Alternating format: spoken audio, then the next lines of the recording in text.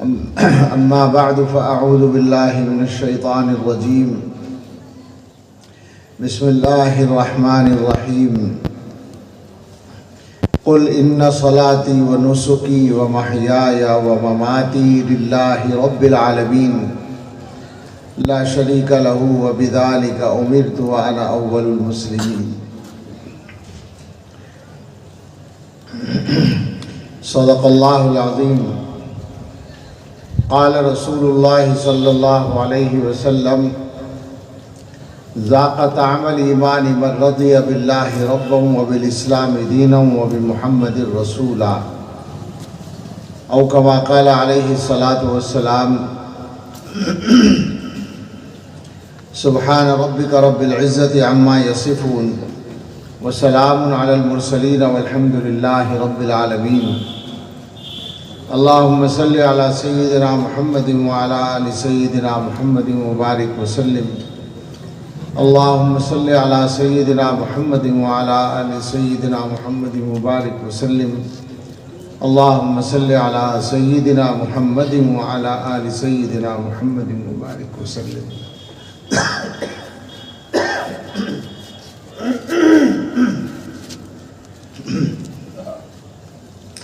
اللہ تعالیٰ کا بہت شکر ادا کرتے ہیں کہ آپ حضرات کے ساتھ یہ بیٹھنے کا موقع ملا ہے. دعا کریں کہ اللہ تعالیٰ اس موقع کو ہم سب کے لیے مفید بنائے، ہماری زندگی میں اچھی تبدیلی کا ذریعہ بنائے. ہمارے جو جلسے ہوتے ہیں عام طور پر ہم لوگ ان جلسوں کو صحیح مقصد کے لیے استعمال نہیں کر پاتے. جلسہ کرنے والے محنت کرتے ہیں، خرچ کرتے ہیں، کوششیں کرتے ہیں، اور سننے والے عام طور پر برکت کے لیے ایک دینی کام سمجھ کر سن کے چلے جاتے ہیں، اور اس کے بعد جیسا کل کا دن تھا ویسے ہی اگلا کل بھی ہوتا ہے، کوئی فرق نہیں ہوتا. یہ اچھی بات نہیں. ہونا یہ چاہیے کہ ہم یہ سمجھیں کہ یہ جو اہتمام ہوا ہے، یہ جو محنت ہوئی ہے، یہ جو بات ہوئی ہے، یہ ہمارے فائدے کے لیے اور ہمیں ہماری زندگی کو بدلنے میں مدد دینے کے لیے ہوئی ہے. اس نیت سے اگر سنیں گے تو فائدہ ہوگا. یہ جو بات میں کہہ رہا ہوں زندگی کو بدلنے والی، اس کے بارے میں ذرا سا وضاحت ضروری ہے. ہو سکتا ہے کچھ لوگ یہ سوچیں کہ بھائی زندگی بدلنے کی کیا ضرورت ہے، ہم تو ٹھیک ہیں.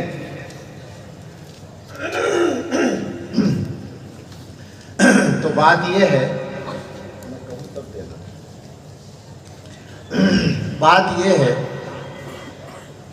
کہ ہم لوگوں کی بہت ساری برائیاں ذاتی اور خرابیاں ہیں. ان میں سے ایک بہت بڑی چیز یہ ہے کہ ہم میں سے ہر آدمی اپنے آپ کو اچھا سمجھتا ہے، اور یہ سمجھتا ہے کہ جس طرح میں زندگی گزار رہا ہوں وہ ٹھیک ہے. ہمارے شیخ حضرت مولانا پیر ذوالفقار احمد صاحب نقشبندی دامت برکاتہم نے ایک واقعہ بیان کیا ہے جو کافی پہلے کا ہے. ہوا یہ کہ ان کے پاس ایک صاحب ملاقات کے لیے آئے. ہزاروں اور سینکڑوں آدمی روزانہ ملتے ہیں اور ان کی عادت ہے کہ وہ نصیحت کرتے ہیں. ایک انجینئر صاحب آئے ملنے کے لیے اور نصیحت کی بات ہوئی تو حضرت نے نصیحت کی اور گناہ چھوڑنے کی نصیحت کی. گناہوں کو چھوڑو. چند منٹ گناہوں کے نقصان کو بیان کیا. اچھا، انجینئر صاحب جو تھے ان کی ذاتی زندگی کا حال ویسا ہی تھا جیسے عام طور پر لوگوں کا ہوتا ہے وہ نماز نہیں پڑھتے تھے، ان کی آمدنی جو تھی وہ حلال نہیں تھی، ان کی زندگی میں جھوٹ بھی تھا، ان کے گھر میں پردہ نہیں تھا، وہ اپنے گھر والوں کے ساتھ فلم دیکھنے کے لیے سنیما بھی جایا کرتے تھے، سارے کام ان کے گھر میں تھے۔ اب آپ سوچیں ایسی زندگی کا آدمی، اس کے سامنے یہ بات آئی کہ گناہوں کو چھوڑنا ہے۔ حضرت بتاتے ہیں کہ میں نے جب اپنی بات پوری کر لی تو انجینئر صاحب کہنے لگے کہ حضرت آپ کی بات مجھے بہت اچھی لگی، آپ نے بالکل صحیح کہا، آدمی کو گناہوں سے بچنا چاہیے، اور حضرت اللہ کا فضل ہے اب تک ہم نے کبھی اپنے جانتے بوجھتے تو کوئی گناہ کیا نہیں، بھولے سے ہو گیا ہو تو اللہ معاف کر دے۔ آیا سمجھ میں کچھ؟ جان کے تو ہم نے کوئی گناہ کیا نہیں ہے، بھولے سے ہو گیا تو اللہ معاف کر دے۔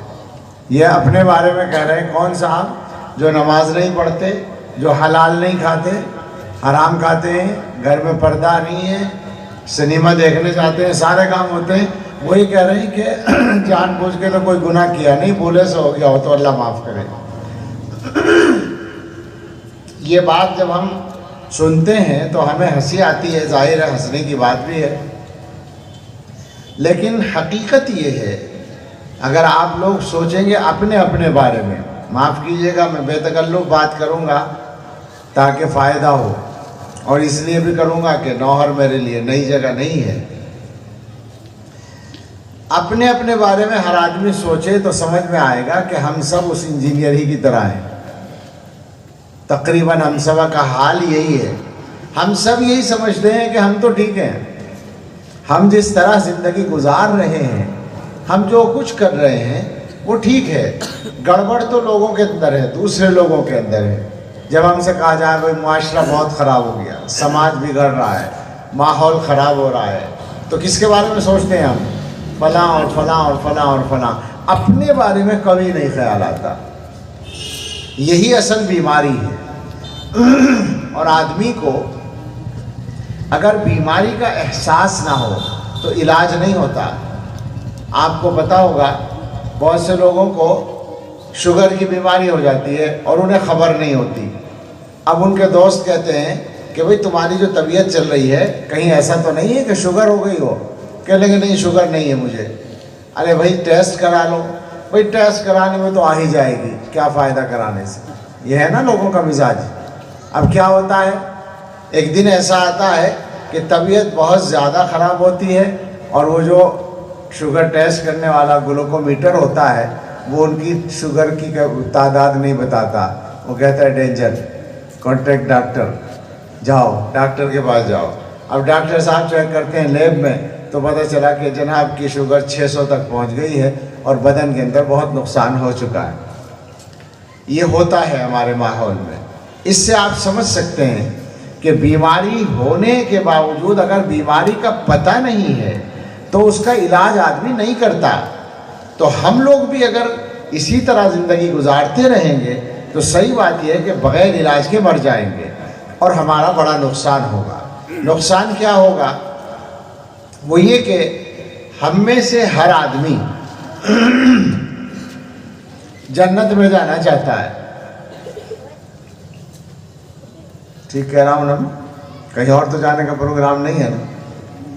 دو ہی جگہ ہے وہاں، ایک جنت ہے جو آرام کی جگہ ہے، راحت کی جگہ ہے، عزت کی جگہ ہے اور مزے کی جگہ ہے، خواہشات پوری ہونے کی جگہ ہے، جو چاہو وہ ملنے کی جگہ ہے، اور دوسری جگہ وہ تباہی کی جگہ ہے، وہ عذاب کی جگہ ہے، وہ اندھیرے کی جگہ ہے، وہ ذلت کی جگہ ہے، وہ بدبو کی جگہ ہے، وہ اللہ کی ناراضی کی جگہ ہے، جس کو دوزخ کہتے ہیں، جہنم کہتے ہیں۔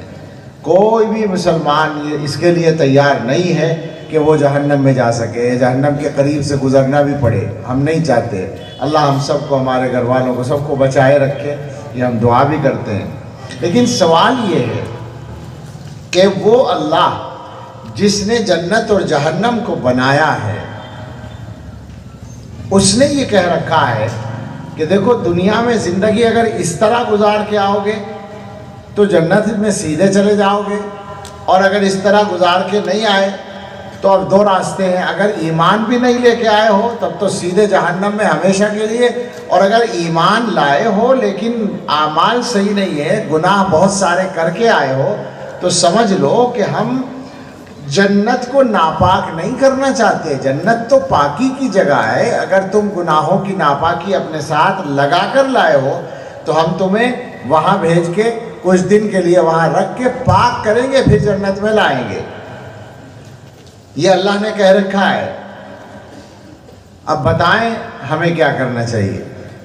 ظاہر ہے کہ ہمیں یہ کرنا چاہیے کہ ہم اپنی زندگی کو گناہوں سے پاک رکھیں، اور اگر خدا نہ خواستہ کوئی گناہ ہو جائے، انجینئر صاحب کی طرح نہیں بلکہ سچے مسلمان کی طرح سے احساس کر کے گناہ کا پھر توبہ کریں۔ بھیا کوئی انجینئر ہو تو معاف کریں، میں کسی انجینئر کی برائی نہیں کر رہا ہوں، وہ تو اتفاق سے کوئی صاحب تھے وہ، اور وہ تو انجینئر تھے، ورنہ ایسا نہیں ہے کہ سب ایسے ہوتے ہیں اور کسی اور طبقے میں کوئی نہیں ہوتا، یہ بات نہیں ہے۔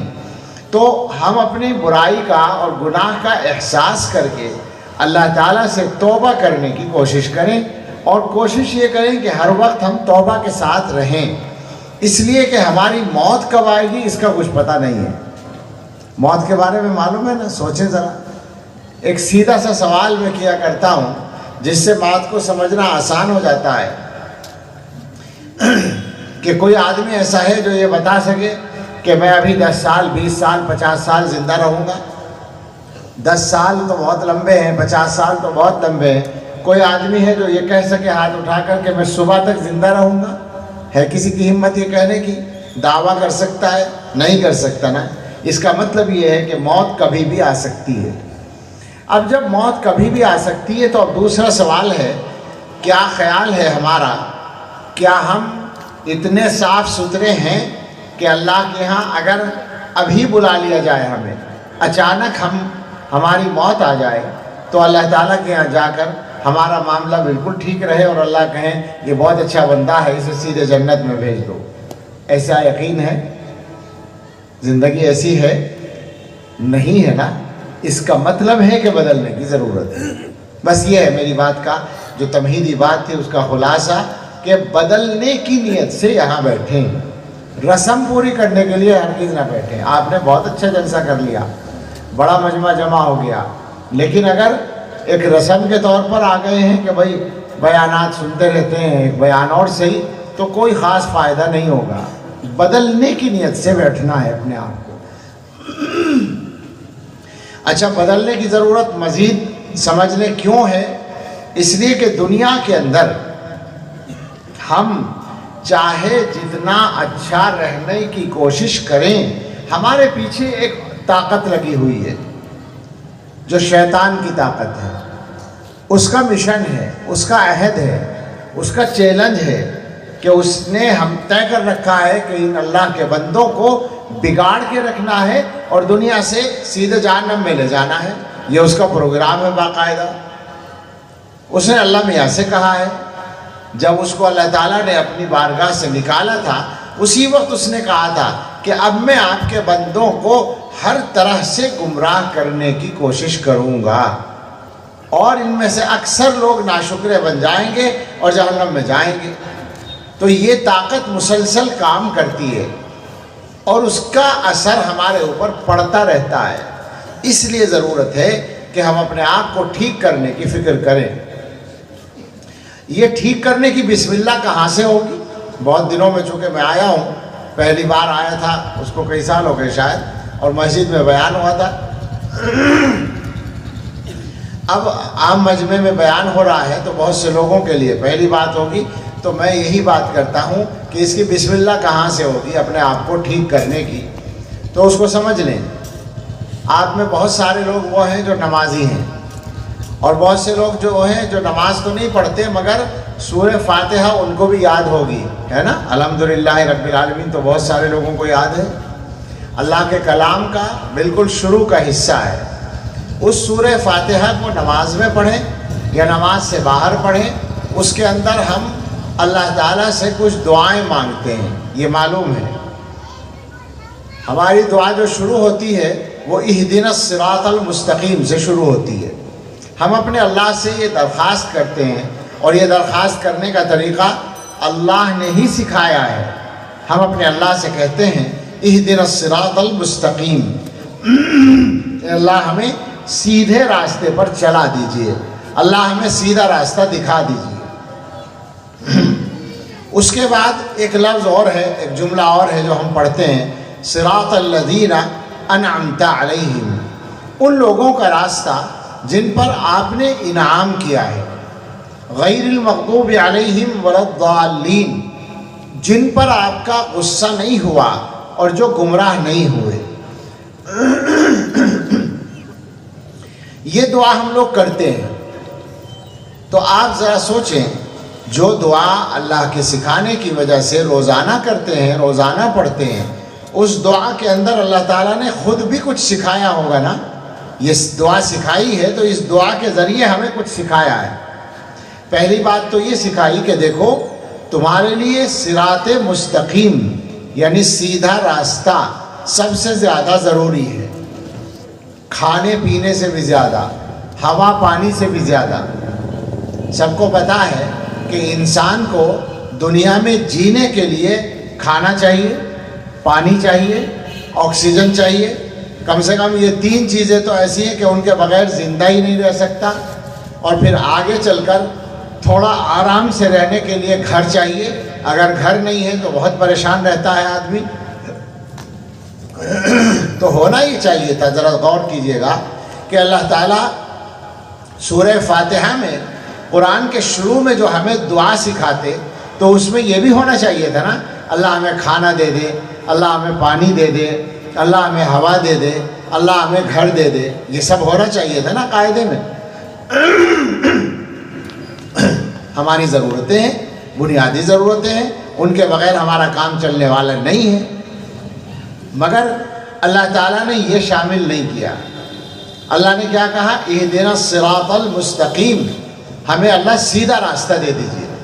اللہ تعالیٰ یہ بتانا چاہتے ہیں کہ دیکھو تم جو انسان کی شکل میں ہو، تمہارے اندر دو چیزیں ہیں، ایک بدن ہے، باڈی جس کو تم کہتے ہو، جسم، اور ایک بدن کے اندر جان ہے، روح جس کو کہتے ہیں۔ ان دونوں کی کچھ ضرورتیں ہیں جو مل کر تمہاری ضرورتیں بن جاتی ہیں۔ بدن کی کچھ ضرورتیں ہیں اور روح کی کچھ ضرورتیں ہیں۔ بدن کی ضرورت کیا ہے؟ وہی کھانا، پانی، ہوا، آرام کے لیے کپڑے، بستر، مکان، یہ تمام چیزیں بدن کی ضرورت ہے۔ اور تمہارے اندر جو ایک روح ہے، اس روح کی بھی ایک ضرورت ہے، اور وہ ہے صراط مستقیم، سیدھا راستہ۔ بات یہ ہے کہ تمہارے بدن میں اور روح میں اگر مقابلہ کریں تو روح اصل ہے، بدن اصل نہیں ہے۔ یہ جو جسم ہے یہ اصل نہیں ہے۔ بہت آسان ہے اس کا سمجھنا کہ جب کسی آدمی کے بدن سے ہم یہ روح نکال لیتے ہیں، انتقال ہو جاتا ہے، تو اب کیا کہتے ہیں؟ وہ آدمی جو ابھی زندہ تھا اور زندہ ہونے کی حالت میں اس کا نام تھا حضرت مولانا فلاں صاحب، اس کا نام تھا ڈاکٹر فلاں صاحب، اس کا نام تھا والد صاحب، اس کا نام تھا والدہ صاحبہ، اس کا نام تھا بہن اور فلاں اور فلاں۔ اب انتقال ہو گیا، روح نکل گئی، تو اب کوئی کہتا ہے کہ والد صاحب لیٹے ہیں، کیا کہتے ہیں؟ ڈیڈ باڈی رکھی ہے، جنازہ رکھا ہے، لاش رکھی ہے۔ کوئی کہتا ہے کہ مولانا صاحب لیٹے ہیں، نہیں، جنازہ رکھا ہے۔ کیا مطلب ہوا؟ آدمی کا نام ہی بدل گیا، وہ جو آدمی تھا وہ ختم ہو گیا، حالانکہ سارا رکھا ہوا ہے۔ کیا رکھا ہے؟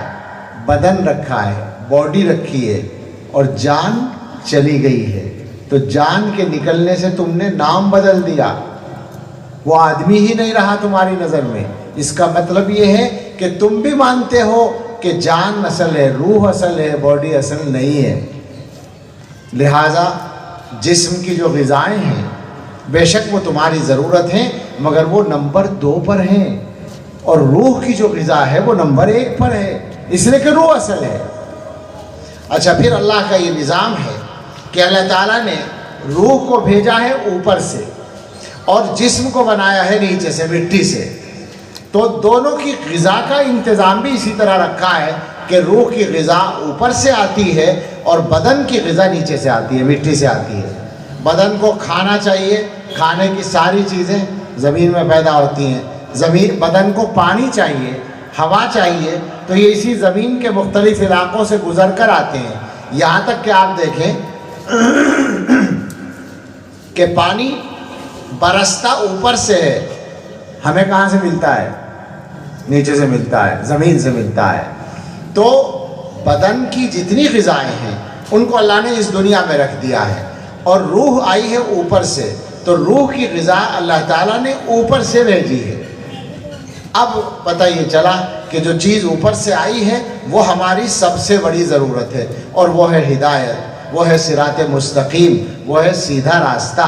تو اس لیے اللہ تعالیٰ نے سورہ فاتحہ میں ہمیں سکھایا کہ اللہ سے صراط مستقیم مانگو، اللہ سے سیدھا راستہ مانگو، اس لیے کہ وہ تمہاری روح کی ضرورت ہے، وہ سب سے پہلی ضرورت ہے، باقی ساری ضرورتیں بعد میں ہیں۔ اگر تمہارے بدن کو غذا نہیں ملی، کھانا نہیں ملا، پانی نہیں ملا، آکسیجن نہیں ملا، تو بدن مر جائے گا۔ ٹھیک ہے، اسے مرنا ہی تھا، ایک وقت میں آ کر مرنا ہی تھا، لیکن اگر روح کو غذا نہیں ملی تو روح مر جائے گی، اور مری ہوئی روح جو ہے وہ جنت میں نہیں جاتی، وہ جہنم میں جاتی ہے۔ تو تمہارا بڑا نقصان ہو جائے گا اگر تمہیں صراط مستقیم نہیں ملی، اگر تمہیں سیدھا راستہ نہیں ملا۔ تو اس وجہ سے ہماری سب سے پہلی ضرورت ہے صراط مستقیم، اور یہیں سے گویا ہمارے ٹھیک ہونے کی بسم اللہ ہوتی ہے۔ تو مجھے آپ سے یہ کہنا ہے کہ صراط مستقیم کو سمجھ لیں۔ بہت لمبی بات کرنے کا موقع بھی اور ہمت بھی نہیں ہے، لیکن جو ضروری بات ہے وہ مختصر انداز میں صراط مستقیم کو سمجھ لو۔ اللہ نے خود ہی سمجھا رکھا ہے، اہدنا الصراط المستقیم، اس کا ترجمہ ہے اے اللہ ہمیں سیدھے راستے کی ہدایت دے دے۔ دعا تو پوری ہو گئی سیدھے راستے کی، آگے کیا ہے؟ صراط الذین انعمت علیہم۔ اللہ تعالیٰ جانتے تھے کہ بندوں کو پہچان بھی بتانے کی ضرورت پڑے گی کہ سیدھا راستہ کون سا ہے۔ مانگ تو رہے ہیں لیکن وہ ہے کہاں، وہ کیسا ہے راستہ؟ تو اللہ تعالیٰ نے پہچان کرائی آدمیوں کے ذریعے، انسانوں کے ذریعے، ایسے انسان جو اللہ کے خاص بندے ہیں۔ صراط الذین انعمت علیہم، ان لوگوں کا راستہ جن پر اللہ تو نے انعام کیا، ان کا راستہ ہمیں عطا فرما۔ ان کا راستہ وہ کون لوگ ہیں؟ دوسری جگہ خود بتا دیا وہ کون لوگ ہیں۔ اولئک الذین انعم اللہ علیہم من النبیین والصدیقین والشہداء والصالحین۔ یہ وہ لوگ ہیں جن پر اللہ تعالیٰ نے انعام کیا، یعنی اللہ کے پیغمبر، اور اللہ کے پیغمبروں کے بعد انسانوں میں سب سے زیادہ اللہ کے قریب جن کو صدیق کہا گیا، اور پھر شہداء شہید کہا گیا، اور اس کے بعد صالحین۔ یہ وہ لوگ ہیں جن کا راستہ سیدھا راستہ ہے، تو تمہیں اس راستے پر قائم رہنا ہے۔ اب اس کو ہمارے آقا حضرت محمد الرسول اللہ صلی اللہ تعالیٰ علیہ وسلم نے اور کھول کر سمجھا دیا۔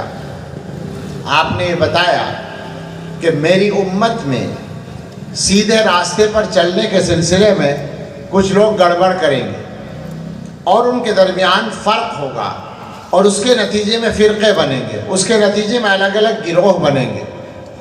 حضور علیہ السلام نے بنی اسرائیل کی مثال دی ہے۔ ہم سے پہلے جو انبیاء آئے ہیں نبی صلی اللہ علیہ وسلم سے پہلے، ان میں سب سے زیادہ نبی آئے ہیں بنو اسرائیل میں، اور بڑے بڑے مشہور انبیاء حضرت موسیٰ علیہ السلام، حضرت داؤد علیہ السلام، حضرت سلیمان علیہ السلام، حضرت ایوب علیہ السلام، حضرت یحییٰ علیہ السلام، حضرت زکریا علیہ السلام، حضرت عیسیٰ علیہ السلام، یہ سارے انبیاء بنی اسرائیل میں آئے ہیں۔ بنی اسرائیل کے یہاں بگاڑ آیا اور صراط مستقیم سے ہٹنے کا معاملہ ہوا، سیدھے راستے سے ادھر ادھر جانے کی بات ہوئی، تو حضور علیہ السلام نے بتایا ان بنی اسرائیل افترقت علی اثنتین و سبعین ملتن، بنی اسرائیل جو ہیں وہ 72 گروہوں میں بٹ گئے تھے. وستفترق امتی علی 73 ملتن، میری امت ایک اور بڑھ جائے گی، 73 ہو جائیں گے. یعنی امت کے اندر غلط راستوں پر چلنے والے الگ الگ گروہ بہت سارے ہوں گے. اگرچہ یہ اپنی جگہ ہے کہ جو صحیح ہوگا وہ زیادہ ہوگا، لیکن چھوٹے چھوٹے بہت سارے ہوں گے.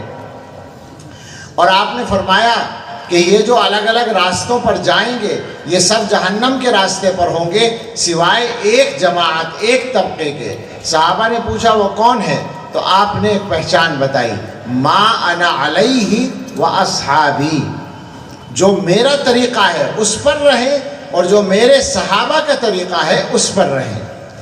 میرا طریقہ جو ہے وہ سنت ہے، یعنی حضور علیہ الصلاۃ والسلام کا جو طریقہ ہے وہ سنت ہے.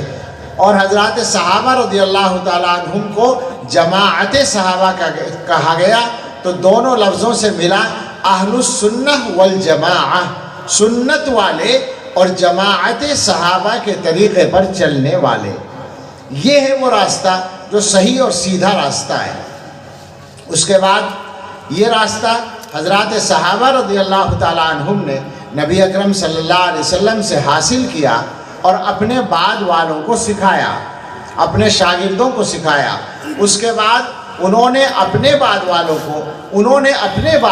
کو اس طرح سے ہر دور میں لوگ علماء اپنے بعد والوں کو اس راستے کو سکھاتے آئے اور امت کا بڑا حصہ اس راستے پر چلتا رہا، یہاں تک کہ اللہ کے فضل سے، اللہ کی توفیق سے، اللہ کے کرم سے ہم لوگوں کے تک یہ امانت پہنچی ہے. آپ سے کہنے کا مطلب ہے کہ آپ پہچان کرنا چاہیں اگر، اب میں ذرا اس کو اور آسان لفظوں میں کہوں، طرح طرح کی باتیں آپ کے سامنے آتی ہیں. صحیح کیا ہے؟ میں نے آپ کے سامنے جو ایک نقشہ بیان کیا، سمجھ میں آیا ہے نا؟ سوچیں اس کو. جن لوگوں کا راستہ ایسا ہے کہ حضور سے صحابہ، صحابہ سے ان کے بعد، ان سے ان کے بعد، اس طرح زنجیر کی طرح، سمجھ رہے ہو نا، جیسے زنجیر کے حلقے ایک دوسرے سے جڑے ہوئے ہوتے ہیں، اس طرح جن لوگوں کا سلسلہ ہے، جن لوگوں کے پاس ہدایت اس طرح آئی ہے اوپر سے نیچے تک، وہ راستہ صحیح راستہ ہے. ایک آدمی چھلانگ لگا کر کہتا ہے کہ میں بیچ کے لوگوں کو نہیں مانتا، سیدھا میں حدیث پر جا رہا ہوں، سیدھا میں قرآن پر جا رہا ہوں، سیدھا میں صحابہ پر جا رہا ہوں، بیچ کے لوگوں کو نہیں مانتا. تو آپ اس سے پوچھ سکتے ہیں کہ تو نے نہ رسول کو دیکھا، نہ صحابہ کو دیکھا، نہ قرآن کو اترتے دیکھا، تو نے سمجھا کہاں سے؟ آخر تیرا راستہ صحیح راستہ کیسے ہو سکتا ہے؟ جو آدمی بیچ کی ساری کڑیوں کو ختم کر کے چھلانگ لگا رہا ہے، آپ سمجھ لیں کہ وہ صحیح راستے پر نہیں ہے. اب عقائد کی تفصیل میں جانے کا تو موقع نہیں ہے، مگر ہمارے زمانے میں فتنے ہر طرف سے آ رہے ہیں، اور یوں ہی نہیں آ رہے ہیں بلکہ حقیقت میں لوگ ان کے اندر مبتلا ہو رہے ہیں. زمینی حقائق بھی یہی ہیں، اور اب تو فضائی حقائق کا زمانہ آ گیا، یعنی جس کو انٹرنیٹ کہتے ہیں، وہ ایک فضائی چیز ہے، اور اس فضا کے ذریعے سے ہمارے پاس ہر طرح کی چیزیں پہنچ رہی ہیں، اور اہل باطل اس کا خوب بھرپور استعمال کر رہے ہیں، دینی مسائل پر گفتگو کرتے ہیں. میں آپ کو ایک سادہ سی بات کہتا ہوں، جو پڑھے لکھے لوگ ہیں وہ تو سمجھ گئے ہیں اب تک کی بات، جو پڑھے لکھے بھی نہ ہوں ان کی سمجھ میں بھی آنے والی جو بات ہے وہ میں عرض کرتا ہوں. وہ یہ ہے کہ جیسے مثال کے طور پر آپ کاروبار کرتے ہو اور آپ کوئی مال کسی پارٹی سے لیتے ہو، ہوتا ہے نا بہت سی چیزیں ہم لیتے ہیں دوسری پارٹی سے.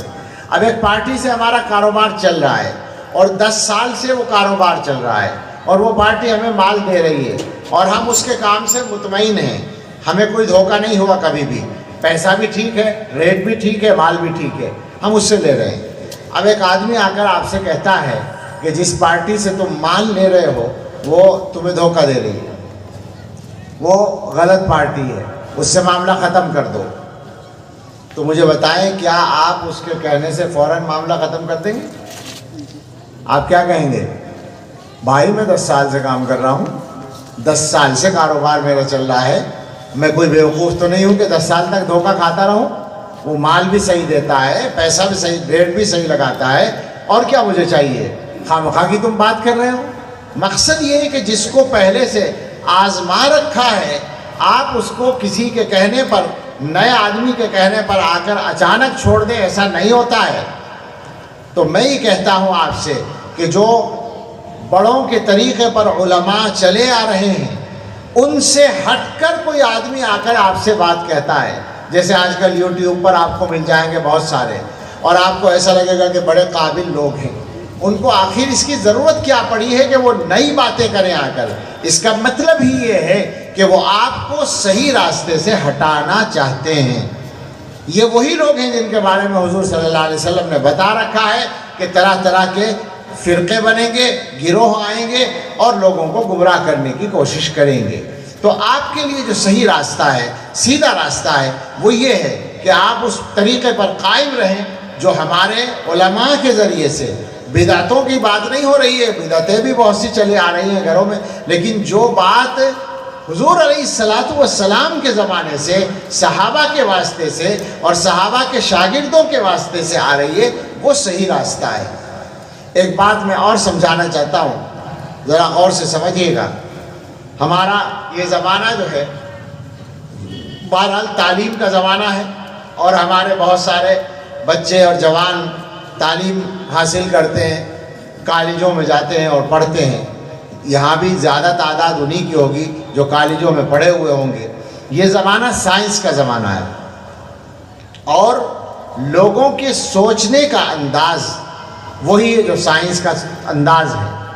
آج کل تو گویا ایک معیار سمجھ لیا گیا ہے، سائنٹیفک سوچ، سائنسی سوچ، سائنٹیفک انداز، سائنٹیفک بحث کا طریقہ، یہ معیار ہے۔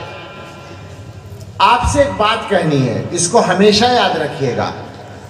ایک غلطی ہوتی ہے، جو لوگ دین کے معاملات میں نئی نئی باتیں لے کر آتے ہیں اور آپ یہ سمجھنے لگتے ہیں کہ یہ صحیح ہے۔ آپ یہ سمجھتے ہیں کہ یہ صحیح ہے۔ کیوں سمجھتے ہیں میں آپ کو بتاتا ہوں۔ آپ نے سائنس پڑھ رکھی ہے اور آپ سائنس کے زمانے میں جی رہے ہیں، تو آپ کے ذہن میں یہ بات ہے کہ بھائی ہم تو سائنس میں یہ دیکھتے ہیں کہ ہر نئی بات زیادہ صحیح ہوتی ہے پرانی بات کے مقابلے میں۔ کیا خیال ہے؟ 100 برس پہلے سائنسدانوں نے جو تحقیقات کی تھی، آج کے سائنسداں ان کو بدل چکے ہیں، بہت ساری چیزیں بدل گئی ہیں۔ اب سے کچھ ہی عرصہ پہلے تک یہ سمجھا جاتا تھا کہ یہ جو کیا ہے سولر سسٹم ہے، نظام شمسی ہے، سورج کا جو ایک گروپ ہے، اس کے اندر 7 سیارے ہیں، پھر 8 ہو گئے، پھر ایک آدمی نے اور تلاش کر کے بتا دیا 9 ہو گیا، اور آج کل 10 ہے نا۔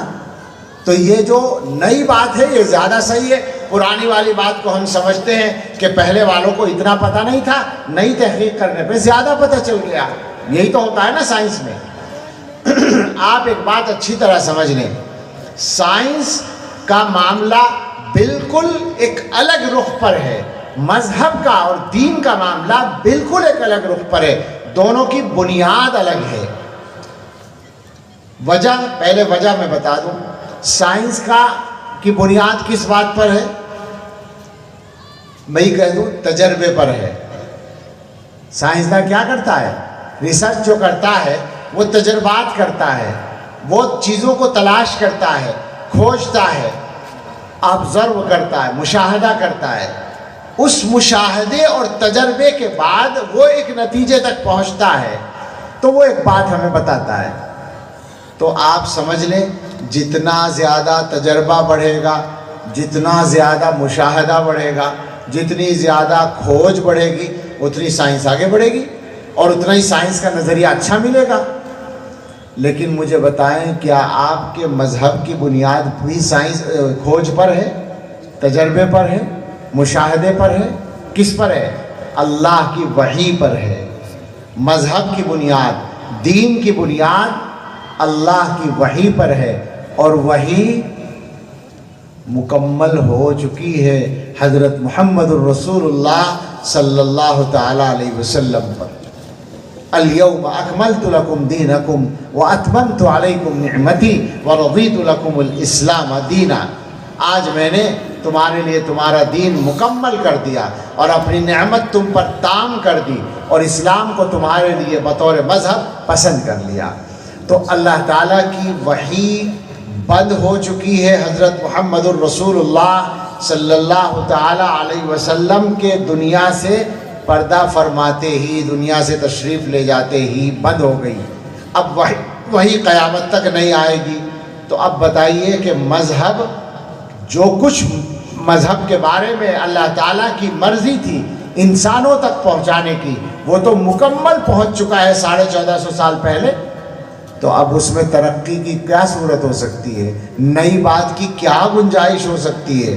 اب سیدھی سادی بات یہ نکل کر آئی کہ سائنس میں ہر نئی بات اچھی ہوتی ہے اور مذہب میں ہر پرانی بات۔ میری بات سمجھ رہے ہیں نا آپ لوگ؟ یہ اب تک کی جو گفتگو ہے یہ ہے عقیدے سے متعلق، اور یہ ساری میں نے اس لیے عام فہم انداز میں عرض کی ہے کہ ہمارے زمانے میں ایمان و عقیدے پر ڈاکہ ڈالنے کے لیے بہت محنت ہو رہی ہے۔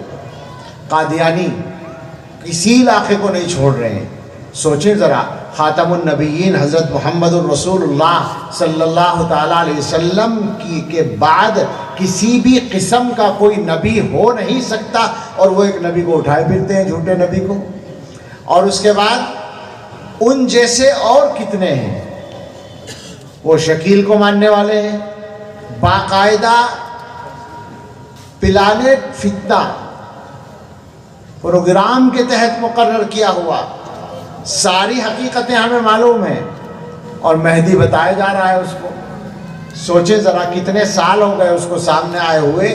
اگر وہ مہدی ہوتا تو اب تک سارے حالات بدل نہ گئے ہوتے۔ امام مہدی آئیں گے تو فوراً سارے حالات بدل جائیں گے، مگر گمراہ کرنے کے لیے محنتیں ہو رہی ہیں۔ اور اس کے علاوہ مسائل پر گفتگو کرنے والے یوٹیوب پر آپ کو مل جائیں گے، فلاں انجینئر اور فلاں ڈاکٹر، وہ ساری چیزیں چاہتے ہیں کہ آپ کے ذہنوں سے بدل ڈالیں۔ آپ سے عرض یہ کرنا ہے کہ سیدھے راستے پر قائم رہنے کی فکر کریں، وہ سیدھا راستہ جس کی پہچان ہم نے بتائی ہے۔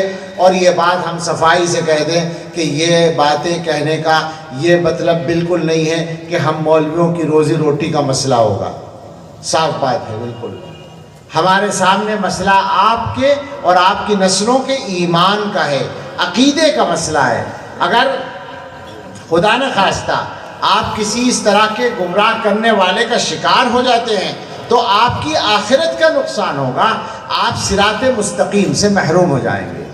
لہذا اس بات کو گرہ میں باندھ لیا جائے، مضبوطی سے پکڑ لیا جائے، تمام طریقوں کے جتنے بھی اختلافات ہوں ان کے بارے میں یہ اصول ہمیشہ یاد رکھیں کہ جو طریقہ، جو سنت، جو شریعت کی تشریح حضرت محمد الرسول اللہ صلی اللہ تعالیٰ علیہ وسلم سے چل کر صحابہ کے ذریعے، الگ سے نہیں، صحابہ کرام کے ذریعے اور صحابہ سے ان کے شاگردوں اور ان کے بعد ان کے شاگردوں اور اسی طرح چلتے چلتے ہمارے زمانے تک کے علماء معتبر کے ذریعے ہم تک پہنچ رہی ہے، وہ صحیح ہے، ہمیں اس پہ قائم رہنا ہے۔ اس کے بعد دوسرا نمبر ہے میرے بھائیوں، عملی اعتبار سے اپنے آپ کو ٹھیک کرنے کا۔ حالات یہ ہیں کہ ہم سب پریشانیوں کا شکار ہیں، طرح طرح کی پریشانیاں ہیں، جیسے ہمارے ملک کے حالات ہیں۔ ان حالات میں بہت مرتبہ ہم لوگ یہ محسوس کرتے ہیں کہ ہماری جانوں کو خطرہ ہے، بہت مرتبہ ایسا لگتا ہے ایمان کو خطرہ ہے، عزت کو خطرہ ہے، کاروبار کو خطرہ ہے۔ ایک مشکل قسم کے حالات میں ہم جی رہے ہیں، ایسا ہم محسوس کرتے ہیں۔ سوال یہ ہے، سوچنے کی بات جو اصل ہے وہ یہ ہے کہ دنیا میں کوئی بھی کام جو ہوتا ہے کیا وہ اللہ کی مرضی کے بغیر ہو سکتا ہے؟ جو کچھ ہوتا ہے اللہ تعالیٰ کرتے ہیں، اللہ کے بغیر تو نہیں ہو سکتا۔ تو اس کا مطلب یہ ہے کہ ہمیں کچھ سوچنے کی ضرورت ہے۔ حالات ہمارے موافق کیوں نہیں چل رہے؟ ہمارا کام کیوں نہیں صحیح ہو رہا؟ ہمارا کام کیوں نہیں بن رہا؟ آپ سوچیں، کہنے کو تو ہم مسلمان بھی ہیں اور ہمارے دلوں کے اندر حضور علیہ الصلاۃ والسلام کی محبت بھی ہے، بلا شبہ ہے، قرآن کی محبت بھی ہے، دین کی محبت بھی ہے، مگر سوچو ذرا ساری دنیا کے مسلمان مل کر کیا حیثیت رکھتے ہیں اس وقت میں، یہ سوچنے کی بات ہے۔ تازہ کچھ واقع ہوئے ہیں، قرآن کی توہین کا واقعہ ہوا، قرآن کو جلانے کا واقعہ سویڈن میں ہوا نا۔ ایک گھٹیا قسم کا آدمی چلتا ہے، پولیس سے اجازت لیتا ہے، عدالت سے اجازت لیتا ہے، اور آ کر وہ میدان میں ایک سفارت خانے کے سامنے، ایک مسلم ملک کے سفارت خانے کے سامنے قرآن کو جلاتا ہے اور کھلم کھلا قرآن کی توہین کرتا ہے۔ ہمیں سب کو تکلیف ہوتی ہے؟ نہیں ہوتی؟ ساری دنیا کے مسلمانوں کو تکلیف ہوتی ہے۔ اور ساری دنیا میں مسلمان کتنے ہیں؟ تقریباً 2 ارب۔ اور مسلمانوں کی حکومتیں کتنی ہیں؟ 50-60 ملکوں میں، اور فوجیں کتنی ہیں؟ 50 لاکھ۔ اس ساری طاقت کے ساتھ مسلمان بیچارے سب مل کر اس ایک گھٹیا معمولی گندے آدمی کو گرفتار بھی نہیں کرا پاتے، وہ آزاد رہتا ہے۔ اس سے بڑھ کر کوئی آدمی ہمارے آقا حضرت محمد الرسول اللہ صلی اللہ تعالیٰ علیہ وسلم کی شان میں گستاخی کرتا ہے، ہمارے دل چھلنی ہو جاتے ہیں، چڑ جاتے ہیں، تکلیف ہوتی ہے، لیکن ہم ساری دنیا کے مسلمان مل کر اس کا کچھ نہیں بگاڑ سکتے، گرفتار بھی نہیں کرا سکتے۔ ہمیں بتائیں یہ کیا ہو رہا ہے، اس کا مطلب کیا ہے؟ اس کا مطلب یہ ہے کہ ہمارے اندر وہ بات نہیں ہے جو مسلمانوں میں چاہیے تھی۔ آپ اس کو اس طرح بھی سوچ سکتے ہیں کہ حضرت محمد الرسول اللہ صلی اللہ تعالیٰ علیہ وسلم، حضرت محمد صلی اللہ تعالیٰ علیہ وسلم نے دنیا میں ایک زندگی گزاری، اور انہوں نے ہم سے زیادہ مشکل حالات کا سامنا کیا۔ ان کو اپنے شہر میں مشکلات کا سامنا کرنا پڑا، مخالفتوں کا، دشمنیوں کا، جان کا خطرہ، مال کا خطرہ، عزت کا خطرہ، خطرہ ہی نہیں خالی بلکہ واقعات پیش آئے، جان پر حملے ہوئے، عزت پر حملے ہوئے، بے آبرو کرنے کی ہر کوشش ہوئی، قتل کرنے کی کوشش ہوئی، سب کچھ ہوا۔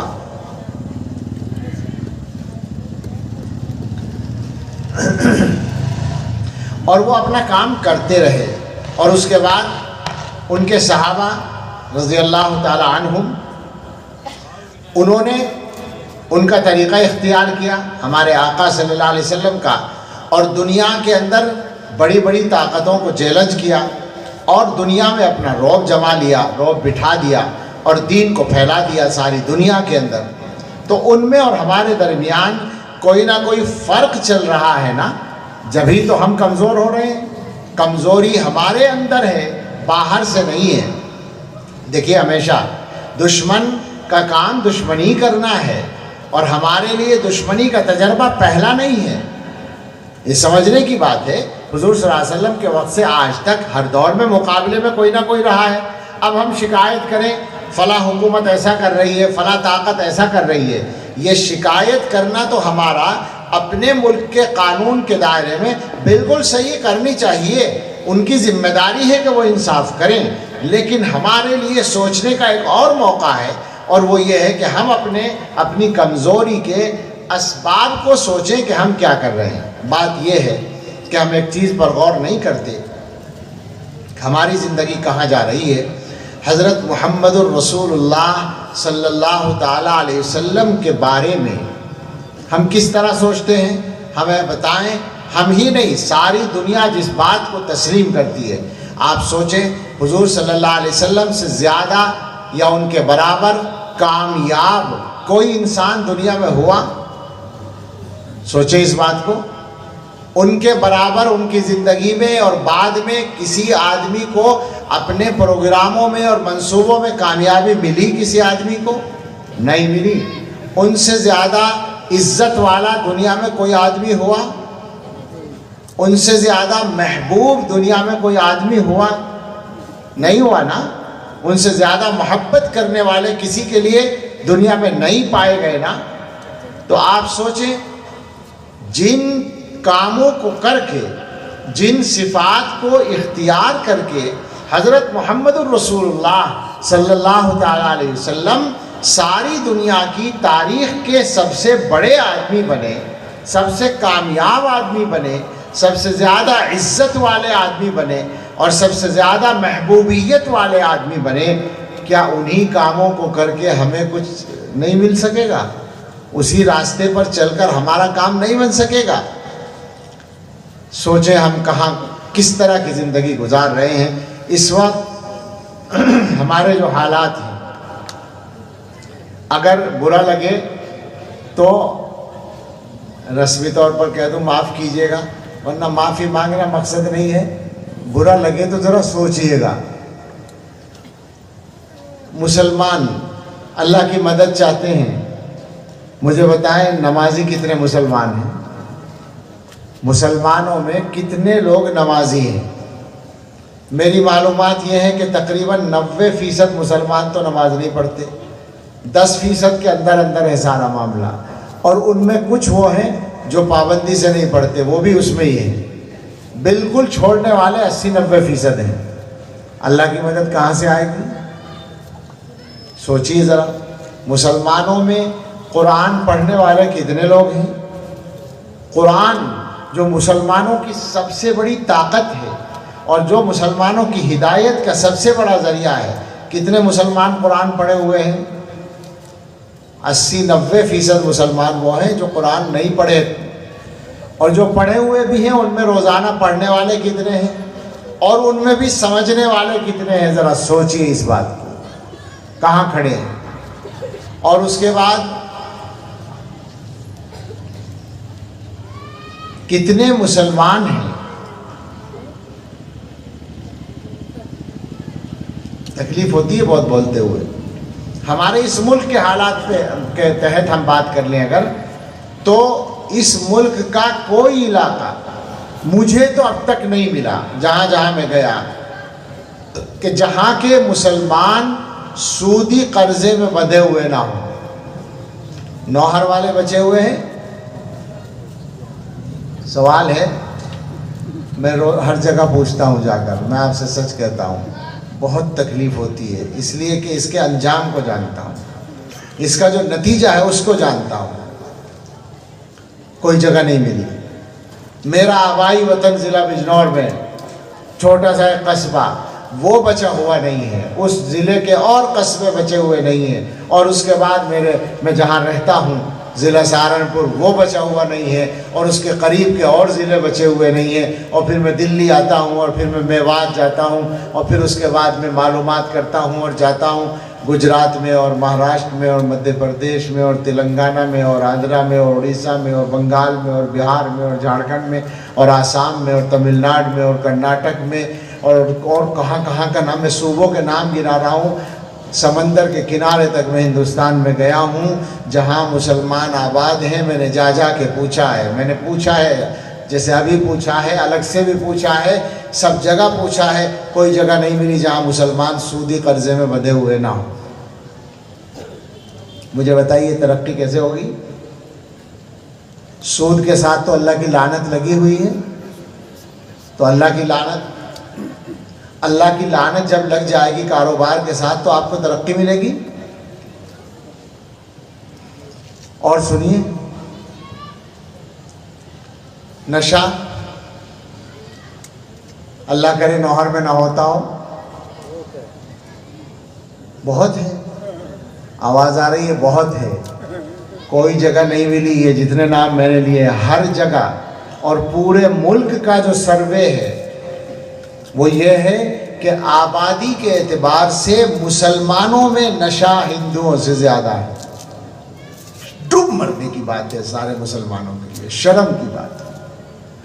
یعنی جس مسلمان کو یہ بتایا گیا تھا کہ نشے کا ایک قطرہ اور ایک ذرہ تمہارے منہ تک نہیں جانا چاہیے، وہ دوسری قوموں سے آگے بڑھ رہا ہے نشے میں۔ ٹھیک کیسے ہوگا؟ حالات کیسے ٹھیک ہوں گے صاحب؟ کیسے بدلیں گے؟ کیسے عزت ملے گی اور کیسے برکت آئے گی؟ کہاں بیٹھے ہیں آپ؟ انتہائی تکلیف دہ صورتحال ہے۔ اور پھر ہم یہ سوچیں کہ اللہ کی مدد کیوں نہیں آتی؟ کیسے ہوگا؟ یہی تو وہ باتیں ہیں جن کو بدلنے کی ضرورت ہے۔ مجھے بتائیں آپ، گھروں کے اندر کیا حال ہے ہمارے؟ کیا ہم ایک جو چھوٹا سا گھر ہم چلاتے ہیں 5 آدمیوں کا، 6 آدمیوں کا، 7 آدمیوں، ہمارے گھر میں جتنے بھی آدمی ہیں، کیا سب کے ساتھ ہم انصاف کرتے ہیں؟ آپ یہ نہ سوچیں کہ جی سڑک پہ بیٹھ کے ہمیں شرمندہ کر رہے ہیں، آپ کو شرمندہ نہیں کر رہے ہیں، خود شرم سے ڈوب رہے ہیں، اور کوئی راز نہیں ہے اس لیے بات کر رہے ہیں، شاید تکلیف پہنچے دلوں کو تو کچھ لوگ اپنے آپ کو بدلنے کی کوشش کر لیں، اس لیے بات کر رہے ہیں۔ مجھے ایمانداری سے بتائیے، گھروں میں انصاف ہو رہا ہے؟ کیا ہم سب نے یہ طے نہیں کر رکھا ہے کہ اگر بیٹے اور بہو کے درمیان لڑائی ہے تو ہر حال میں ساتھ کس کا دینا ہے؟ ہمیں بیٹے ہی کا دینا ہے نا؟ کیا ہمیشہ غلطی بہو ہی کی ہوتی ہے؟ سچائی میں کبھی کبھی بیٹے کی غلطی بھی تو ہوتی ہوگی، ساتھ ہم بیٹے ہی کا دیں گے غلطی کرنے والے کا؟ اور اگر بیٹی اور داماد میں اختلاف ہو جائے تو ہمیں کس کا ساتھ دینا ہے؟ ہمیشہ بیٹی ہی کا دینا ہے نا؟ بیٹی سے کبھی غلطی نہیں ہو سکتی، داماد کبھی صحیح نہیں ہو سکتا۔ آپ سوچیں، اگر ہم انصاف کرنے والے ہو جائیں تو کیا ہماری بیٹی کا گھر کبھی اجڑے گا؟ اگر داماد یہ دیکھے گا کہ جب میری غلطی ہوتی ہے تو میری غلطی بتاتے ہیں، بیٹی کی غلطی ہوتی ہے تو اپنی بیٹی کو برا کہتے ہیں، میرا ساتھ دیتے ہیں، تو وہ کبھی نہیں چھوڑے گا، کبھی حالات خراب نہیں ہوں گے۔ گھر میں سکون آ جائے گا جب بہو یہ دیکھے گی کہ اگر میں صحیح ہوں تو مجھے ساتھ ملتا ہے، لیکن جب اسے یہ پتا ہے کہ میں صحیح ہوں یا غلط ہوں، میرا ساتھ دینے والا اس گھر میں کوئی نہیں ہے، تو سکون کہاں سے آئے گا؟ شوہر اور بیوی کے درمیان جو معاملات ہیں، کیا وہ سارے انصاف پر ہو رہے ہیں؟ عام طور سے شوہر کے پاس طاقت ہے، وہ بیوی کو دبا رہا ہے، اور کبھی کبھی اس کا الٹا ہو رہا ہے کہ بیوی کسی مضبوط طاقتور گھر کی ہے تو شوہر کو مرغا بنا رہی ہے۔ نہیں ہو رہا ہے، انصاف نہیں۔ یہاں تک کہ جو سچی بات ہے،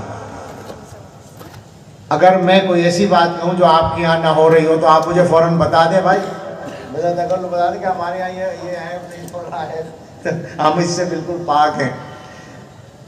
اولاد کے درمیان انصاف نہیں، بچوں کے درمیان انصاف نہیں۔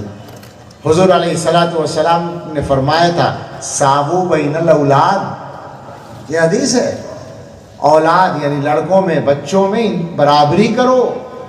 مسلمان یہ کام بھی کرنے کو تیار نہیں۔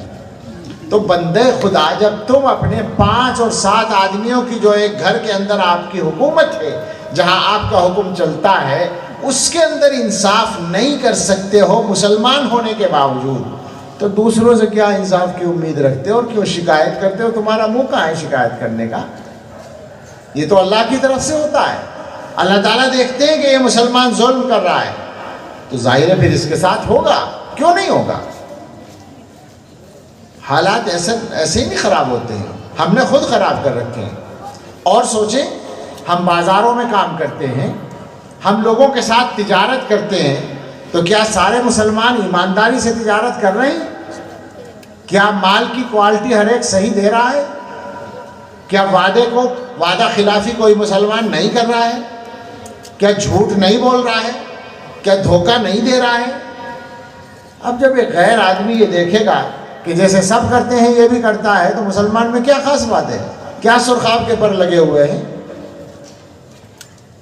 ایک مولانا صاحب ہیں، وہ کاروبار کرتے ہیں میرے جاننے والوں میں، انہوں نے بتایا کہ میرا کاروبار ہندوؤں کے ساتھ ہے، تو ہندو بھائیوں میں سے وہ یہ کہنے لگا ایک دن کہ مولوی صاحب آپ تو بالکل ہماری طرح ایمانداری سے ہی سارے کام کرتے ہو، بہت اچھا لگتا ہے۔ وہ کہہ رہا ہماری طرح، اس کا مطلب یہ ہے کہ اس کے ذہن میں یہ ہے کہ مسلمان عام طور سے نہیں کرتے، یہ مولوی اتفاق سے ایماندار نکل آیا۔ یہ حال ہمارا ہے اس ملک کے اندر۔ میں ایک سوال کرتا ہوں، یہی جواب مل جائے گا، آپ سوچ کے بتائیے، اگر کوئی غیر مذہب کا آدمی ہم میں سے کسی کے بھی ساتھ 24 گھنٹے رہے، 24 گھنٹے ہم میں سے کسی کے ساتھ رہے، تو وہ اسلام سے قریب آئے گا یا دور ہوگا؟ دور ہو جائے گا نا۔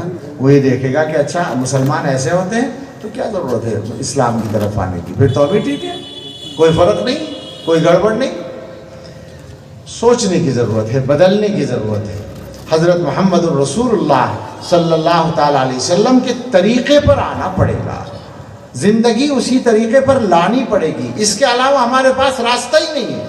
اگر ہم کلمہ پڑھتے ہیں، اگر ہم مسلمان ہیں، تو ہمیں یہ ماننا پڑے گا کہ زندگی گزارنے کا ایک ہی طریقہ ہے، وہ جو شریعت بتا رہی ہے، وہ جو سنت بتا رہی ہے، وہ جو حضور علیہ الصلوۃ والسلام کی سیرت بتا رہی ہے۔ ہمارے سامنے تجربے ہیں، ہمارے سامنے واقعات ہیں۔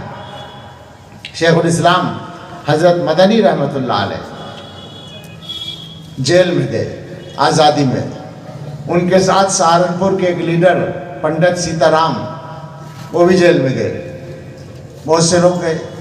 پنڈت جی بالکل حضرت کے قریب تھے جیل میں۔ 2-3 دن کے بعد دیکھا کہ پنڈت جی کا بستر غائب ہے۔ حضرت نے جیلر کسی سے پوچھا، پتہ چلا کہ انہوں نے جیلر سے بات کی تھی کہ مجھے شفٹ کر دیا جائے، تو ان کو دوسری بیرک میں بھیج دیا۔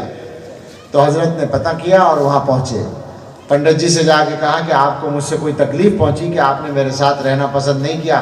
انہوں نے کہا نہیں جناب، آپ سے تکلیف نہیں پہنچی، آپ کے ساتھ رہ کے یہ اندازہ ہو گیا کہ آپ کا کردار، آپ کا اخلاق اتنا اونچا ہے کہ اگر 2-4 دن آپ کے ساتھ اور رہ گیا تو مسلمان بھی ہونا پڑے گا، ایسا کردار آپ کا ہے۔ تو اس کی ضرورت ہے، بدلیے اپنے آپ کو، بدلنے کی فکر کیجئے، بدلنے کی کوشش کیجئے، اللہ والوں سے اور علماء سے اپنا تعلق کیجئے۔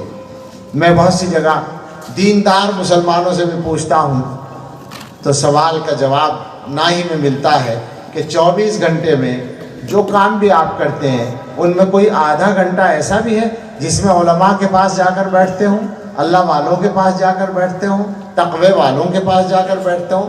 ہے کوئی ایسا ٹائم آپ کے ٹائم ٹیبل میں 24 گھنٹے میں؟ کیسے بدلیں گے آخر؟ میں اب آ گیا ہوں بات کو ختم کرنے کی طرف کہ بدلیں گے کیسے، بدلنے کا راستہ کیا ہوگا۔ ایک مرتبہ میں نے بیان کیا ایک بڑے مجمع میں تقوی کے بارے میں، سارا بیان تقریباً ختم ہو گیا تو دور سے ایک آدمی کھڑا ہوا اور وہیں سے کہنے لگا مولانا تقوی کہاں ملے گا؟ میں نے کہا کپڑا کہاں ملتا ہے؟ وہ جواب دے رہا وہیں کھڑا ہوا، کہنے لگا کپڑے والوں کے یہاں۔ اور میں نے کہا غلہ کہاں ملتا ہے؟ اناج۔ کہنے لگے وہ غلے والوں کے یہاں ملتا ہے۔ تو میں نے کہا بس ٹھیک ہے، تقوی والوں کے یہاں ملے گا۔ یعنی جن لوگوں کی زندگی میں تقوی ہے ان کے پاس جاؤ گے تو تمہارے اندر تقوی آئے گا، تقوی والوں سے تعلق رکھو گے تو تقوی آئے گا، زندگی بدلے گی۔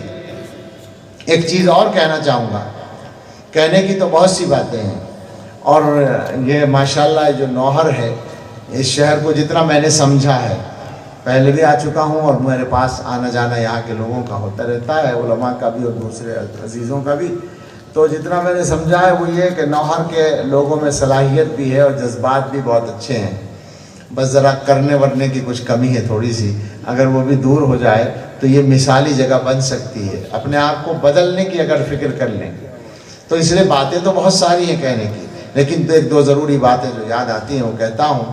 ایک چیز جس پر علماء کی مجلس میں بہت گفتگو کی گئی ہے وہ آپ سے بھی کرنے کی ہے کہ ہمارے زمانے میں ایک پہلو تو وہ ہے جس کی طرف شروع میں نے اشارہ کیا ہے کہ ہمارے عقیدوں کو خراب کرنے کے لیے محنت ہو رہی ہے۔ عقیدوں کو خراب کرنے والے تو حقیقت میں وہ لوگ ہوتے ہیں جو نام کے مسلمان بھی ہوتے ہیں، لیکن ایک پہلو اور ہے اس سے بھی زیادہ بڑا ہے، اور وہ ہے ایمان ہی کی چھٹی کرنے کا۔ اس کے لیے اسلام دشمن طاقتیں محنت کر رہی ہیں، اور ایمان کے جو خطرات ہیں ان کا میدان کئی جگہ ہے۔ ایک تو وہ ہے خدا نخواستہ کسی بچی کا تعلق ہو رہا ہے کسی دوسرے آدمی سے اور وہ وہاں جا رہی ہے تو ظاہر ہے وہ اپنا ایمان کھو دے گی، اس کا ایمان بچنے والا نہیں ہے، اور اگر وہ جائز سمجھ کے کرے تو پہلے ہی دن ختم ہو جائے گا ایمان۔ لیکن اس کے علاوہ بھی تعلیم گاہوں میں، یونیورسٹیوں میں، کالجوں میں باقاعدہ جو پڑھانے والے ہیں ایک خاصی تعداد ان کی لا مذہب ہو چکی ہے، ایتھسٹ، ملحد بن چکے ہیں۔ ان کے اثر سے ان کے اسٹوڈنٹس بھی اپنا ایمان ختم کر رہے ہیں، وہ بھی ملحد ہو رہے ہیں، ایک اچھی خاصی تعداد ہو رہی ہے۔ یہ بڑی یونیورسٹیوں میں زیادہ ہے لیکن ہر جگہ ہے۔ اس کے علاوہ ایک راستہ اور ہے، اور وہ بھی تعلیم کا راستہ ہے، اور وہ علی اعلان ہو رہا ہے، کوئی ہم کسی پر الزام نہیں لگاتے۔ ہماری اس ملک کی جو تعلیمی پالیسی اب آ رہی ہے، پہلے سے بھی بہت ساری چیزیں قابل اشکال ہیں، لیکن اب جو آ رہی ہے اس کے اندر تو ایسی چیزیں شامل ہو چکی ہیں کہ جن میں یقینی طور پر بچوں کا ایمان جانے کا خطرہ موجود ہے۔ بچہ اگر ان میں شریک بھی ہوگا، عمل کرے گا وہاں اسکول میں جا کر، تو پتہ ہی چلے گا کہ وہ ایمان سے ہاتھ دھو بیٹھا ہے۔ تو آنے والا جو وقت ہے وہ اس معاملے میں بڑا نازک ہے۔ اسکول میں بچوں کو بھیجنا کمپلسری ہوگا، لازمی ہوگا، بھیجنا ہی پڑے گا، بھیجے بغیر کام نہیں چلے گا، اور اسکول میں جانے کے بعد بچے کا ایمان خطرے میں پڑے گا۔ کوئی مسلمان جو کمزور بھی ہو اپنے عمل کے اعتبار سے، کیا وہ اس کے لیے تیار ہے کہ اپنے بچوں کے ایمان کو خطرے میں ڈالے اور ان کو جہنم میں بھیجنے کا انتظام کرے؟ مسلمان سوچیں اس بات کو کہ ہم اپنے بچوں کے کانٹا چبھنے کی تکلیف برداشت نہیں کرنا چاہتے، تو بچوں کو مستقل جہنم میں بھیجنے کے لیے ہم کیسے تیار ہو سکتے ہیں؟ اس کا مطلب ہے کہ ہمیں اپنے بچوں کا ایمان بچانے کی فکر کرنی ہے۔ اس کا جو سب سے مضبوط راستہ ہے وہ مدرسے کی تعلیم ہے، وہ مکتب کی تعلیم ہے۔ ضرورت اس کی ہے کہ آپ اپنی تمام مسجدوں میں مکتب قائم کریں، علماء کی نگرانی میں مضبوط نظام کے ساتھ، اور خاص طور سے جو اسکول کے بچے ہیں، اسکول میں پڑھنے والے، ان کے لیے اب الحمدللہ علماء کی طرف سے، بڑوں کی طرف سے اس پر محنتیں بھی ہو رہی ہیں۔ جمعیت علماء ہند اور دوسری تنظیمیں اس کے لیے کام کر رہی ہیں۔ ضرورت ہے کہ ہر جگہ کے مسلمان یہ ذمہ داری لے لیں اور اپنے بچوں کی دینی تعلیم، جس علم کے ذریعے سے مسلمان اپنے عقیدے صحیح کر سکے، نماز روزہ اور فرائض و واجبات ادا کر سکے، اتنا علم دین حاصل کرنا ہر مسلمان کے لیے فرض عین ہے۔ اس فرض عین کو پورا کرنے کے لیے ضروری ہے کہ آپ اپنے بچوں کے لیے مکتب کا انتظام کریں۔ یا آپ یقین کریں، ہم اپنے فائدے کے لیے نہیں کہتے، اللہ کی قسم صرف اس لیے کہتے ہیں کہ ہماری نسلوں کا ایمان بچ جائے۔ یہ کام نہیں کیا اگر تو بڑے خطرات کا سامنا ہے، بہت مشکلات ہیں۔ سب لوگ اس کی فکر کریں اور علماء اس کا نظام بنائیں۔ اس کے علاوہ ایک بات اور کہنا چاہوں گا، مزاجوں میں تھوڑی سی نرمی پیدا کریں۔ بہت ساری چیزوں کو بدلنے کی ضرورت ہے، میں شروع سے بدلنے کی بات کر رہا ہوں، لیکن یہ ایک ایسی خرابی ہے جس کا نقصان ہر میدان میں سامنے آتا ہے، ذاتی جھگڑوں میں بھی اور مذہبی معاملات میں بھی۔ میں نے علماء سے کہا کہ اختلاف ختم نہیں ہو سکتا، ہر آدمی کی ایک بات ہے، ایک سوچ ہے، ایک عقل ہے، تو اگر ایک معاملے میں دو آدمیوں کی رائے الگ الگ ہے، اختلاف ہے، تو کم سے کم ان کی عقل کا یہ تقاضا ہے کہ اس پر تو اتفاق کر لیں کہ بھائی ہمیں لڑنے کی ضرورت نہیں ہے، میری رائے یہ ہے، تمہاری رائے یہ ہے، اگر تمہاری سمجھ میں آ جائے میری مان لو، میری سمجھ میں آ جائے میں تمہاری مان لوں گا، نہیں سمجھ میں آ رہی تو ہم اپنا اپنا کام کر لیں گے، لیکن لڑنے کی کیا بات ہے؟ یہ ہمیں کس نے اختیار دیا ہے کہ جس بات کو ہم صحیح سمجھتے ہیں اسے دوسروں پر ڈنڈے کے زور سے نافذ کریں؟ اس کا اختیار کس نے دیا ہے؟ یہ تو کسی شریعت نے، کہیں اللہ نے اختیار نہیں دیا ہے آپ کو۔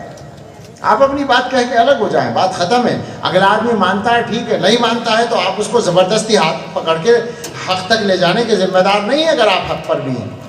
ظاہر ہے کہ مسلمانوں کو جو بتایا گیا ہے وہ ایک دوسرے کو اچھائی کے لیے کہنا، اچھائی کا حکم کرنا اور برائی سے روکنا، اچھی بات کی نصیحت کرنا، برائی سے روکنا، اس کی کوشش کرنا بتایا گیا، لیکن زبردستی کسی کو ہم نہیں کر سکتے۔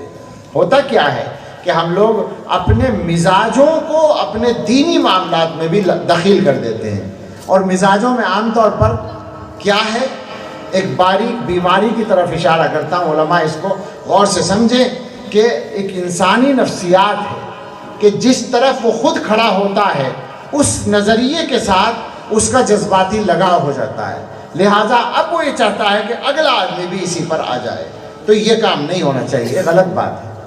ٹھیک ہے، آپ کی رائے ہے، آپ کا نظریہ ہے، آپ اپنے نظریے کو صحیح سمجھتے ہیں، ظاہر ہے صحیح سمجھتے ہیں، جبھی آپ نے اس کو اختیار کیا ہے، اس پہ قائم رہیں، ٹھیک ہے، اور دوسرے کی بات کو دوسرے تک پہنچانے کی بھی کوشش کریں، لیکن اگر نہیں مانتا تو زبردستی منوانے کا اختیار آپ کو نہیں ہے۔ اور ایسے ملکوں کے اندر تو مسلمانوں کو جہاں تک ہو سکے اپنے آپس کے اختلافات سارے کے سارے ختم کرنے کی کوشش کرنی چاہیے۔ یہ جو میں نے کہا کہ اختلاف ختم نہیں ہوگا، یہ نظریات کے بارے میں ہے، جھگڑوں کے بارے میں نہیں ہے۔ یہ جو زمین جائیداد کے جھگڑے ہیں، یہ جو روپے پیسے کے جھگڑے، ان کو ختم کرنا ضروری ہے، یہ بھی ذہن میں رکھو۔ اس لیے کہ شریعت نے ہر ایک کا حق متعین کر دیا ہے، آپ شریعت کے مطابق کام کر لیجئے، جھگڑا ختم ہو جائے گا۔ لیکن ہمارے زمانے کے فسادوں میں سے ایک بہت بڑا فساد یہ بھی ہے کہ بہت سے مسلمان بھائی یہ کہہ دیتے ہیں کہ نہیں، ہمیں شریعت کا فیصلہ نہیں چاہیے۔ ایسے لوگ اپنے ایمان کی خیر منائیں، ایسے لوگوں کا ایمان خطرے میں ہے، اور واقعات ہیں ایسے کہ اس طرح کہہ دیتے ہیں کہ نہیں، بس ہم تو یہ کریں گے جو ہماری سمجھ میں آ رہا ہے۔ تو یہ تو انتہائی خطرناک بات ہے۔ جھگڑوں کو ختم کرنے کا بالکل آسان راستہ ہے۔ ہمیشہ یاد رکھیں، یہ ذاتی جھگڑے جو ہمارے ہیں، یہ ذاتی جھگڑے دنیا میں بھی ہمیں کمزور کرتے ہیں اور جنت میں جانے سے بھی یہی رکاوٹ ہوتے ہیں۔ آپس کے اختلافات کو ختم کریں، مزاجوں میں نرمی لائیں، غصے کو پینے کی عادت ڈالیں۔ یہ جو مزاج بنا ہوا ہے کہ بس خان صاحب کو غصہ آ گیا تو اب غصے میں ہر کام کرنا ہے اور اپنے غصے کے تقاضے کو پورا کرنا ہے، اس میں آپ اور ہم اپنا نقصان کر رہے ہیں۔ واپس آ جائیں اس بات کی طرف کہ ہمیں زندگی کو بدلنا ہے۔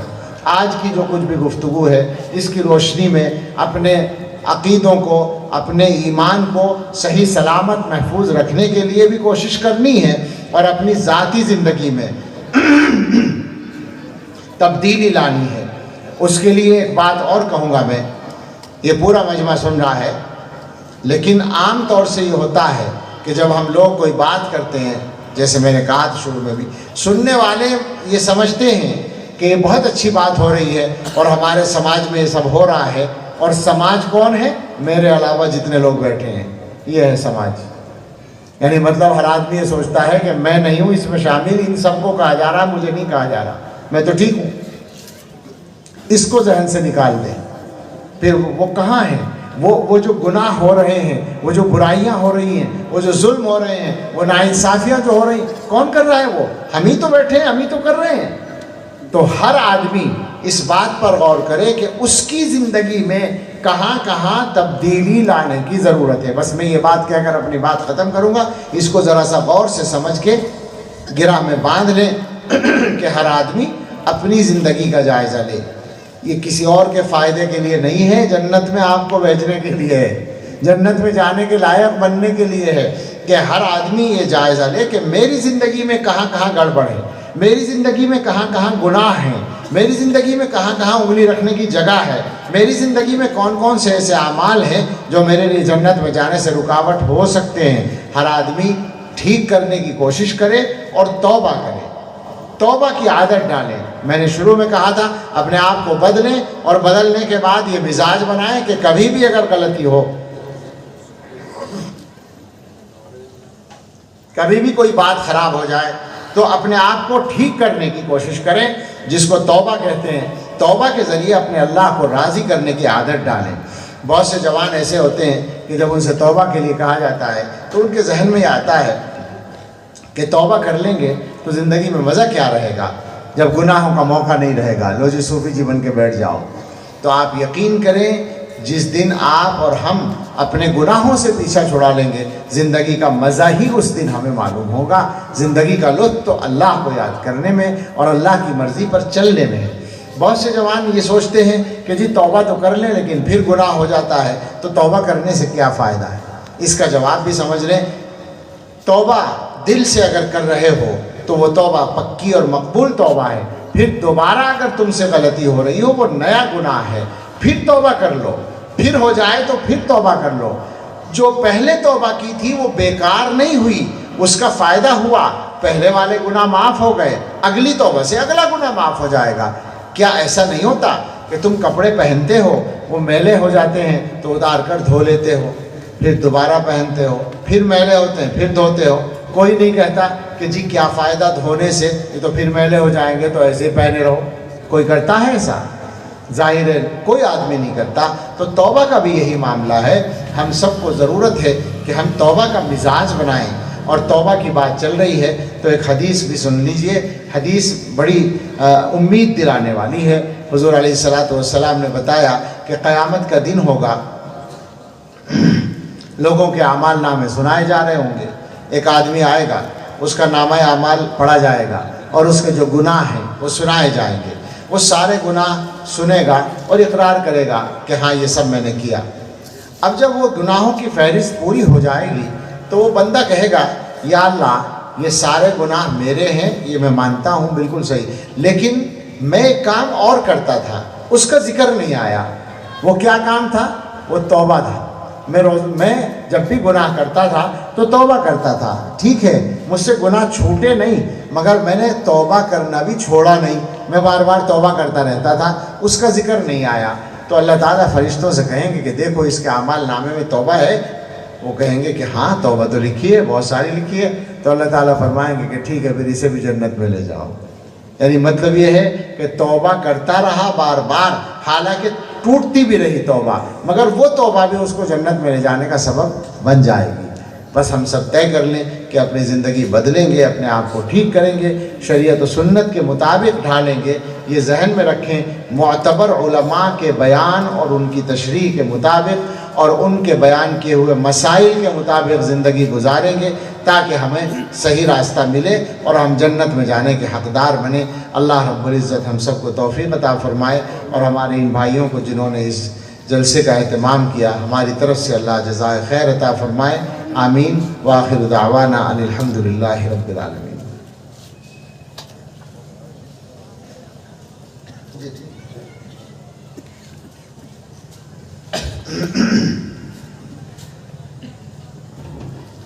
سامعین کرام، اللہ کے رسول صلی اللہ علیہ وسلم کا فرمان ہے لا یشکر اللہ من لم یشکر الناس، کہ جو بندوں کا شکر ادا نہیں کرتا وہ اللہ کا بھی شکر ادا نہیں کر سکتا، نہیں کرتا.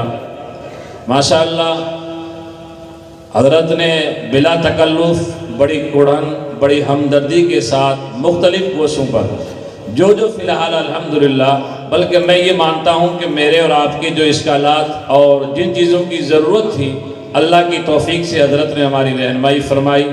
اتنا دور کا سفر اور حضرت کی طبیعت دیکھ کر کے صبح سے اتنا محسوس نہیں کیا جا رہا تھا، میں نہیں سمجھ پا رہا تھا کہ حضرت جو ہے اتنا وقت دے پائیں گے. طبیعت کی علالت اور ناسازی کی بنا پر اور سفر در سفر جو ہو رہے ہیں، آگے کے بھی سفر ہیں، اس لیے حضرت کی یہاں تشریف آوری پر ہم تمام اہل نور اپنے دل کی گہرائیوں سے شکریہ بھی ادا کرتے ہیں. اگر پروگرام میں بے التفاتی، کوئی غفلت، کوئی کمی اور کوتاہی ہو گئی ہے، ہم دل کی گہرائیوں سے حضرت سے معافی بھی چاہتے ہیں، اللہ بھی ہمیں معاف فرمائے. تو اب عرض یہی کرنا ہے کہ جیسا کہ سفر تھا، آپ حضرات سے اتنی دل لگی سے حضرت نے بیان فرمایا. جیسا کہ حضرت نے فرمایا کہ نصیحت کا اور انقلاب کا بدلاؤ کی کوشش کریں، کیونکہ اتنا سفر کر کے جن امیدوں سے بزرگوں کے بیانات ہوتے ہیں، تو ان حضرات کے تو ہمیشہ کے یہ سفر ہیں، ہمیں اس سے سبق نصیحت حاصل کرنی چاہیے اور اس فیض کو ہمیں اٹھا کر کے اپنی زندگی کو بدلنے کا جو ہے فیصلہ کرنا چاہیے. کیونکہ ان حضرات کا تو یہی کام ہے. کسی شاعر نے کہا تھا میری زندگی یہی ہے کہ میں ہر ایک کے کام آؤں، میں چراغ رہ گزر ہوں، مجھے شوق سے جلاؤ، جہاں رہے گا روشنی لٹائے گا، کسی چراغ کا اپنا کوئی مکان نہیں ہوتا. اس لیے اللہ تبارک و تعالیٰ سے ہم دعا کرتے ہیں اللہ ہم سب کو عمل کی توفیق عطا فرمائے. آخر میں ایک دو اعلان ہیں. ایک تو بھادرہ سے کوئی دعا کے لیے درخواست کی تھی ان حضرات نے کہ محمد ادریس صاحب راون کر کے شاید کسی کا انتقال ہو گیا ہے، کہ ان کے لیے بخشش کی دعا کروائیں. اللہ تبارک و تعالیٰ ان کی بخشش کرے، آپ بھی حضرات دعا کریں. دوسرا یہ ہے کہ کل بھادرہ کے اندر بہاری پورہ کے اندر ایک مسجد کی بنیاد رکھی جا رہی ہے صبح انشاءاللہ. تو حضرت بھی صبح 7 بجے یہاں سے روانہ ہوں گے، سب جائیں گے انشاءاللہ. تو وہاں کے انتظامیہ کی طرف سے بھی ایک درخواست آئی ہے کہ آپ پورے مجمع سے جو ہے کل کے پروگرام کا اعلان بھی کریں اور بلکہ وہاں شرکت کی بھی آپ تمام حضرات کوشش کریں. میں اب حضرت سے نہایت ادب اور احترام کے ساتھ درخواست کرتا ہوں کہ حضرت دعا فرمائیں.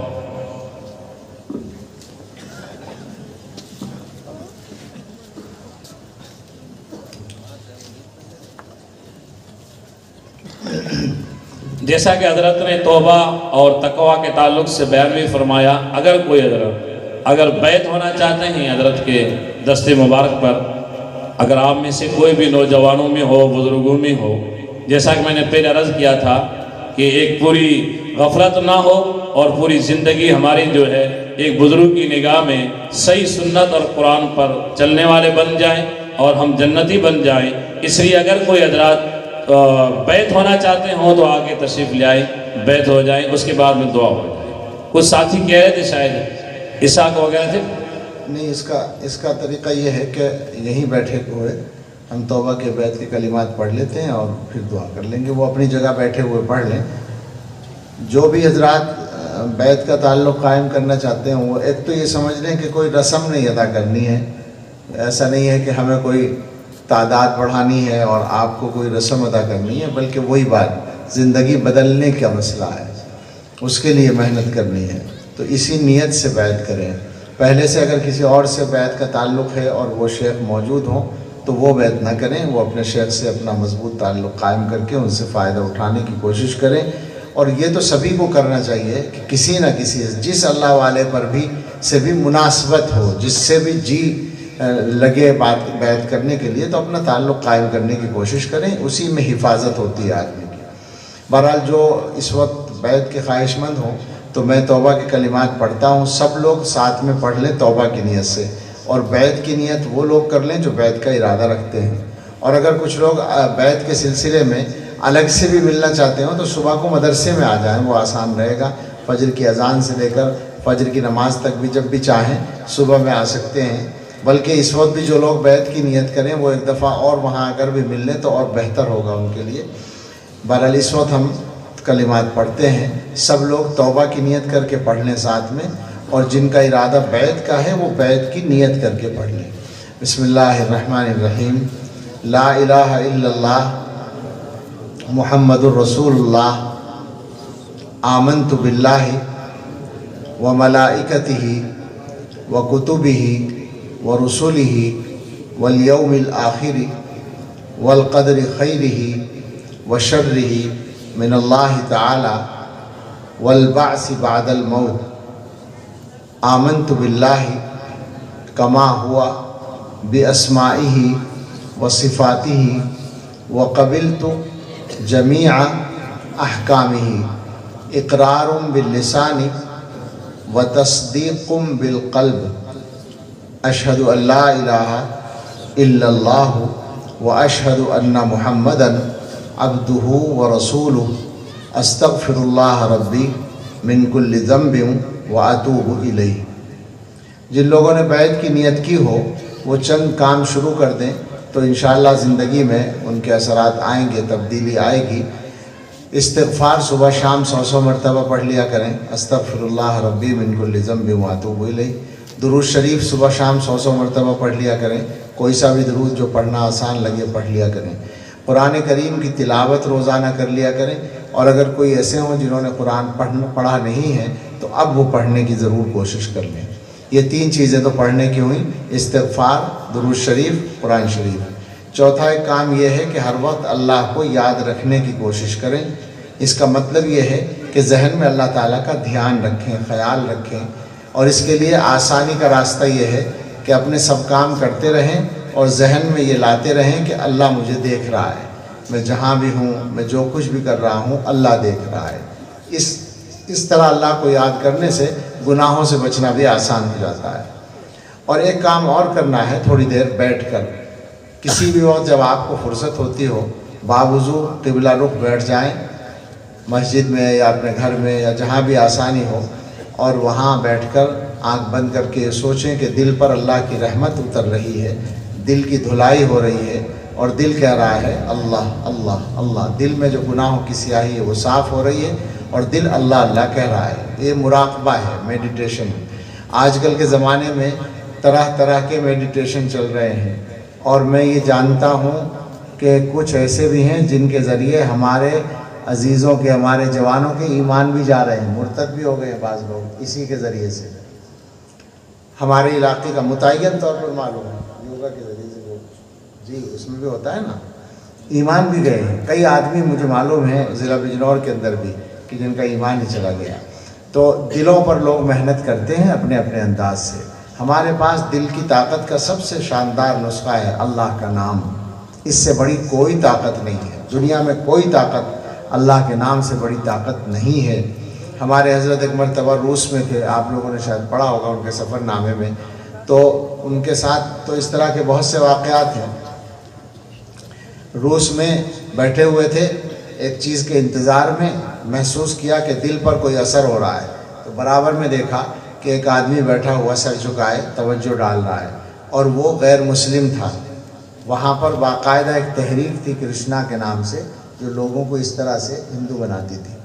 تو اس کا وہ آدمی تھا، حضرت نے دیکھا کہ وہ یہ کر رہا ہے تو حضرت بھی خاموش ہو گئے اور آنکھ بند کر کے حضرت نے مراقبہ شروع کر دیا۔ تھوڑی دیر میں اس کے اوپر اثر ہو گیا اور وہ گھبرا کے کھڑا ہوا، کہنے لگا آپ کون ہیں؟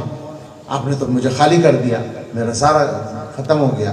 تو حضرت نے فرمایا کہ میں تو آپ کو نہیں جانتا، لیکن شروع تو آپ نے کیا تھا۔ تو اس کے بعد ظاہر ہے کہ وہ آدمی متاثر ہوا اور بعد میں وہ ایمان بھی لے آیا۔ لیکن مجھے یہ بتانا ہے کہ اس طریقے سے دنیا کے اندر طرح طرح کی تحریکات ہیں اور فتنے ہیں اور لوگوں کے ایمان ختم ہو رہے ہیں۔ ہم مسلمانوں کے پاس اللہ کا نام ہے جو سب سے بڑی طاقت ہے۔ اگر ہمارے دلوں کے اندر اللہ کے نام کی طاقت پیدا ہو جائے گی تو دنیا کی کوئی چیز ہمیں شکار نہیں کر سکے گی۔ تو اس لیے اللہ اللہ کرنا ہے دل سے، خاموش بیٹھ کر، زبان سے نہیں بولنا ہے، مراقبے کی شکل میں تھوڑی دیر 15 منٹ 20 منٹ آدھا گھنٹہ روزانہ یہ کام ضرور کریں، تو انشاءاللہ خود محسوس کریں گے اپنے اندر تبدیلی، اور گناہوں سے بچنا آسان ہوگا، عبادتوں کا کرنا آسان ہوگا۔ اللہ تعالیٰ قبول فرمائے۔ دعا کریں۔ اللہم لک الحمد کلہ ولک الشکر کلہ بیدک الخیر کلہ نسألک الخیر کلہ ونعوذ بک من الشر کلہ۔ اللہم صلی علی سیدنا محمد وآلہ واصحابہ وازواجہ وذریاتہ کما تحب وترضى عدد ما تحب وترضى۔ ربنا آتنا فی الدنیا حسنة وفی الآخرة حسنة وقنا عذاب النار۔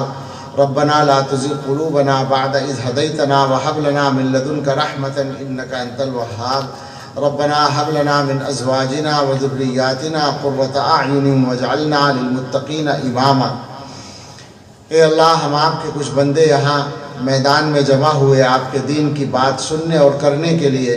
اللہ اس مجمع کو، اس جمع ہونے کو، اس اجتماع کو، ان باتوں کو ہم سب کے لیے مفید بنا دیجئے اور ہماری زندگی بدلنے کا ذریعہ بنا دیجئے۔ اللہ اس پورے مجمع پر اپنی خاص رحمت کی نظر ڈال دیجئے۔ اے اللہ، ہم سب کے گناہ، ہمارے گھر والوں کے گناہ، ہمارے رشتہ داروں کے گناہ، اس امت کے تمام لوگوں کے گناہ اللہ معاف کر دیجئے۔ اے اللہ، گناہوں سے بچنا آسان فرما دیجئے۔ اے اللہ، ہم سب کو شریعت اور سنت کے مطابق زندگی گزارنے والا بنا دیجئے۔ اللہ، ہمارے گھروں میں جو برائیاں آ رہی ہیں ان سے ہمارے گھروں کی حفاظت فرمائیے۔ اللہ، انٹرنیٹ کے ذریعے جو برائیاں آ رہی ہیں ان سے بچنا بھی آسان فرمائیے۔ اللہ، ہم سب کے عقیدوں کی حفاظت فرمائیے۔ اللہ، ہم سب کے اعمال کی حفاظت فرمائیے۔ اللہ، بالکل شریعت و سنت کے مطابق اہل سنت والجماع کے طریقے پر ہمیں عقیدے اور عمل کو رکھنے کی توفیق عطا فرمائیے۔ اے اللہ، ہمیں معتبر اور صحیح علماء سے رابطے کی توفیق عطا فرمائیے۔ اللہ، دین کی صحیح شکل پر عمل کرنا آسان فرمائیے۔ اللہ، گمراہ کرنے والوں سے ہماری اور ہمارے بچوں اور متعلقین کی حفاظت فرمائیے۔ اے رب کریم، اے رحمان الرحیم، ہم سب کو جسمانی اور روحانی بیماریوں سے شفا عطا فرمائیے۔ ہم میں اور ہمارے متعلقین میں جو لوگ بیمار ہیں، اللہ، یہاں اس شہر میں جو لوگ بیمار ہیں یا رشتہ داروں میں جو لوگ بیمار ہیں، اللہ سب کو صحت کاملہ عطا فرما دیجئے۔ اللہ، جو ہمارے متعلقین، والدین یا رشتہ دار یا کوئی بھی اہل ایمان دنیا سے چلے گئے ہیں، ابھی ایک صاحب کا نام بھی یہاں لیا گیا، اللہ ان سبھی کی مغفرت فرما دیجئے۔ اللہ، ان کے درجے بلند فرمائیے، ان کو جنت الفردوس میں اعلیٰ مقام عطا فرمائیے۔ اور اللہ، ہم لوگوں کو، ہمارے گھر والوں کو اور جتنے اہل ایمان ہیں سب کو اللہ حسن خاتمہ ہمارے لیے مقدر فرمائیے۔ اللہ، ہم میں جو مقروض ہیں، بہت سارے لوگ ہیں جو قرضوں کے بوجھ میں دبے ہوئے ہیں، اے رب کریم، ہم سب کے قرض آسانی سے ادا کرا دیجئے، ہم سب کو قرضوں سے زبردوش فرما دیجئے۔ اللہ، بے گھروں کو آرام دہ گھر دے دیجئے، بے روزگاروں کو بابرکت حلال روزگار دے دیجئے، جن کے کاروبار میں کوئی رکاوٹ ہے اللہ اس کو دور کر دیجئے، جو کوئی دشواری ہے اسے دور کر دیجئے اور خوب برکتیں عطا فرما دیجئے۔ اللہ سارے اہل ایمان کو بے روزگاری سے بچائے رکھیے اور اللہ بابرکت حلال روزگار عطا فرمائیے۔ اے اللہ جو بے اولاد ہیں انہیں اچھی اولاد عطا فرما دیجئے، جنہیں بیٹوں کی تمنا ہے انہیں اچھے بیٹے دے دیجئے۔ اے اللہ جو بے گھر ہیں انہیں آرام دہ گھر عطا فرمائیے۔ اللہ اولادوں کے سلسلے میں کوئی پریشانی ہو تو اس کو دور فرما دیجئے۔ ہم سب کو ہماری اولادوں کے سلسلے میں سکون اور خوشیاں نصیب فرمائیے اور ہماری اولادوں کے بارے میں ہماری اچھی تمنائیں پوری فرما دیجئے۔ اے اللہ ہم نے یہاں جو باتیں کی ہیں ان کو سمجھنے کی اور ان پر صحیح طور سے عمل کرنے کی توفیق عطا فرمائیے۔ اے اللہ اس شہر کے اندر جو کوئی فتنے باہر سے آ رہے ہوں یا اندر سے ہوں اللہ سب کو دور فرمائیے اور ہم سب کی حفاظت فرمائیے۔ اللہ ہم سب کے اور ہمارے بیوی بچوں اور رشتہ داروں کے اور تمام مسلمانوں کے ایمان کی، جان کی، مال کی، عزت آبرو کی، گھر بار، آل اولاد، کاروبار کی حفاظت فرمائیے۔ اے اللہ اس پوری امت کے حال پر رحم فرمائیے۔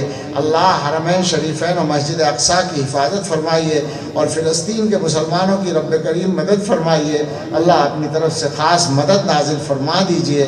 اللہ غیبی مدد نازل فرما دیجئے اور ان کی آزمائشوں کو ختم فرما دیجئے اور ہم سب کو اللہ آزمائشوں سے محفوظ رکھیے۔ دنیا میں جہاں کہیں بھی اہل ایمان بستے ہیں اللہ سب کی جان و مال، عزت آبرو کو محفوظ فرما دیجئے۔ اللہ ہدایت کے بعد گمراہی سے بچائے رکھیے۔ اے اللہ علم کے بعد جہالت کے کاموں سے بچائے رکھیے۔ اے اللہ عزت کے بعد ذلت سے بچائے رکھیے۔ اے اللہ ہدایت کے بعد گمراہی سے بچائے رکھیے۔ اللہ غنا کے بعد فقیری سے بچائے رکھیے۔ اللہ صحت کے بعد بیماری سے بچائے رکھیے۔ اللہ اچھے حال کے بعد برے حال سے بچائے رکھیے۔ اللہ نعمتیں دینے کے بعد زوال نعمت سے بچائے رکھیے۔ اے اللہ ہم سب کے دلوں پر، اس پورے مجمع پر، ہم سب کے گھروں پر اور اس پورے شہر پر اپنی خاص رحمت کی نظر ڈال دیجئے۔ اللہ خاص رحمت کی نظر ڈال دیجئے اور اپنے فضل سے، اپنے کرم سے ہماری یہ ساری دعائیں اور اس سے پہلے اور بعد کی سب دعائیں اے رب کریم قبول فرما لیجئے اور ہمارے ان بھائیوں کو، دوستوں کو ہماری طرف سے بہترین جزائے خیر عطا فرمائیے۔ ربنا تقبل منا انك انت السميع العليم وتب علينا انك انت التواب الرحيم وصلى الله على سيدنا محمد وآله واصحابه اجمعين برحمتك يا ارحم الراحمين۔